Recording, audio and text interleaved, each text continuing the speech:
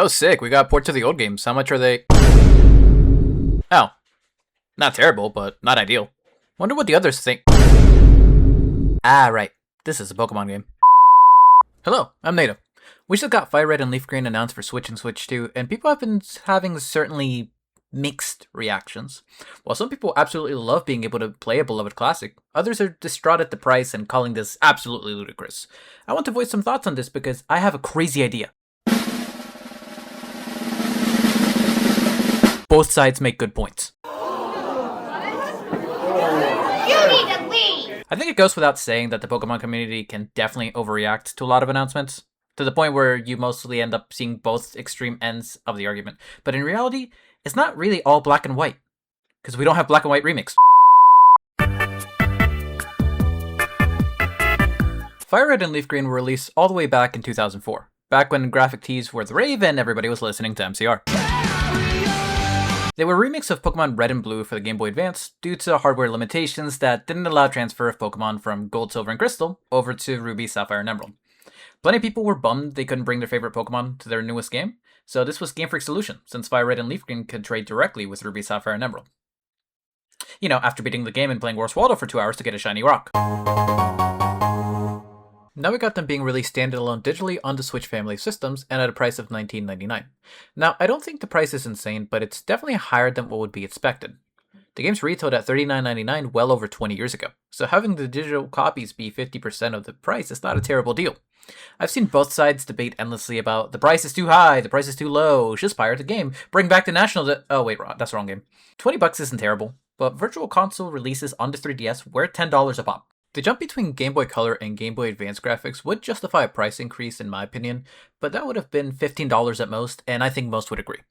I've also seen people trying to justify the cost with the monetary inflation by stating that $39.99 for Fire Red and Leaf Green would cost $68.49 a day, so $20 is allegedly a steal. This poses a false equivalency argument due to the fact that we're getting a piece of software on the eShop, not a genuine physical cartridge from the original manufacturer. If they actually did make cartridges, maybe the secondhand market would be so damn expensive. I'm looking at $200 eBay cartridges! There's other points to be made, like the stagnation of minimum wage relative to purchasing power inflation, but I'm not an economist. I'm a nerd talking about video games for 20 minutes. Now, this isn't to say that you shouldn't spend $20 on a Pokemon game from 20 years ago that you have fond memories of and was a significant part of your childhood. That's your parents' job, not mine. So if you ended up selling your copy of either to GameStop when you were young and dumb, this is perfectly justified for you. It's your money, and you decide how it gets spent. Better this than TCG packs, honestly. And if this price isn't justified in your eyes, you don't really need to buy it. Honestly, you're not missing out on much. All of the Kanto Pokemon can be found in other games, and we already have Kanto available to us on the Switch in the form of Let's Go Pikachu and Eevee. Listen, I didn't say it was a good option, but it's there. And as a special note for the people saying to bully Jack Sparrow, do us a favor and shut it. Fight Club rules, if you know, you know. Last thing we need is Nintendo just getting on our ass, alright? FBI, open up! Plenty have been wishing for the longest time that these would come to Nintendo Switch Online, but now that they're being sold as standalone, they are unhappy with this decision. Twitter has been very adamant in calling people out for this, where these people won't be happy no matter what they're given. Truth is that there's not really a real right answer here, when you think of it from both perspectives. Nintendo Switch Online is something that many use with their Pokemon games, but it's not by choice. Pokemon games started requiring NSO with the release of Let's Go Pikachu and Eevee, but it used to be free back during the Nintendo DS and 3DS eras. Back in the day, you could hop on the GTS, PSS system, or Festival Plaza, and be able to trade and battle with other people to your heart's content.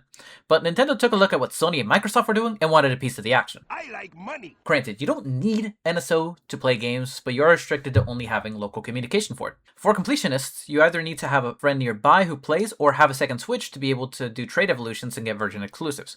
For competitive players, they don't really have a choice since ranked battles are entirely online as well. NSO became a necessary evil to have a community experience without being barred to your local neighborhood. It included some NES games, but not much beyond that. That is, until they added the expansion pack.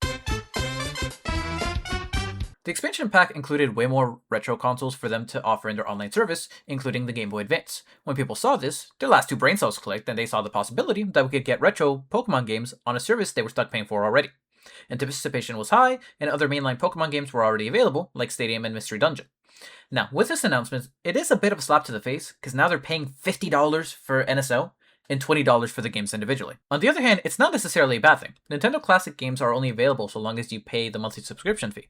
So if you don't feel like chucking half a Franklin each month to the big red end, no, not you. You'd still have access to the games themselves and would have a better sense of ownership of the product. So both sides have validity, but what's a game without any... Fire Red and Leaf Green are a pretty standard Kanto experience. You'll grab an endangered animal, go get 8 badges, fight a mafia organization, and beat a snobby kid who swears he's better than you. Beyond that, these remakes offer the Sevi Islands postgame, which expands on the Kanto region with 7 additional islands, and a small continuation of the Team Rocket storyline after beating Giovanni. It's a notable addition, and allows for players to catch non-Generation 1 Pokemon, but the best part about it is being able to trade with Ruby, Sapphire, and Emerald. This will hopefully bridge the way to having those 3 become available in the future, but they may end up being $20 as well. The Sevi Islands are cool, but you know what's even better? Unique events with some unique Pokemon. I'm sure everyone already knows this, but Fire Red and Leaf Green had a series of mystery gift events that provided exclusive key items for legendary or mythical Pokemon. If you're too young to remember owning a Game Boy or a DS, imagine the mythical Petra Berry for Petrarun and Scarlet and Violet. These events included the Mystic Ticket and Aurora Ticket, which give us access to Naval Rock and Birth Island respectively. Naval Rock would have given you access to catch Ho-Oh and Lugia, and Birth Island would have given you access to the Oxus. The games are still yet to come out, but surely we should expect them to have these events available in-game. They were able to do it with Pokemon Crystal Virtual Console with the GS Ball. I don't see why they wouldn't do it here. If not on the cartridge, at the very least a mystery gift event that has no current end date. I especially wish this for Shiny Hunters, considering the only way to currently obtain Shiny Deoxys is through Pokemon Go. And I don't think anyone wants to be paying $1 for a 1 in 20 chance for an alien that's sponsored by Subway. And on the topic of shiny hunting, if they do end up releasing the events from their decades-long prison, the absolute pinnacle of mystery gifts will become available again, the old C-Map. Now, I know this is very much speculation, since the old C-Map was only available in Emerald, exclusive to the Land of the Rising Sun, but setting a foundation here with Fire Red and Leaf Green could allow a path for Ruby, Sapphire, and Emerald to follow suit. The Mystic and Aurora tickets also work in Emerald, so that code could literally just be copy-pasted the same way they copy-pasted the damn 3DS models. Going back to the old C-Map, this allows us to catch Mew in the faraway island. Mew has always been event gatekept by Pokemon, with the only real permanently available one being within Brilliant Diamond and Shining Pearl. But the 8th Amendment prevents cruel and unusual punishment. Plus that BDSP one is shiny locked, so the only true availability for Shiny Mew has been the old C-Map. Unless of course you want to pay $5 and do the entire masterwork research in Pokemon Go, but I don't want to touch grass. Apparently when the news first got released for the ports, there was a section that noted there would be Pokemon Home compatibility before that little blurb got taken down entirely. Thank you Cerebi for keeping that eldritch watch over everything Pokemon. This is honestly great considering everything you would need to do to get a Pokemon from a Fire Red and Leaf Green cartridge to home. You would have to play and finish either Pokemon Platinum, Heart Gold, or Soul Silver, make your way to the PAL Park, have both the GBA cartridge and DS game and a regular DS, not a DSi or a 3DS, to then transfer it to Generation 4.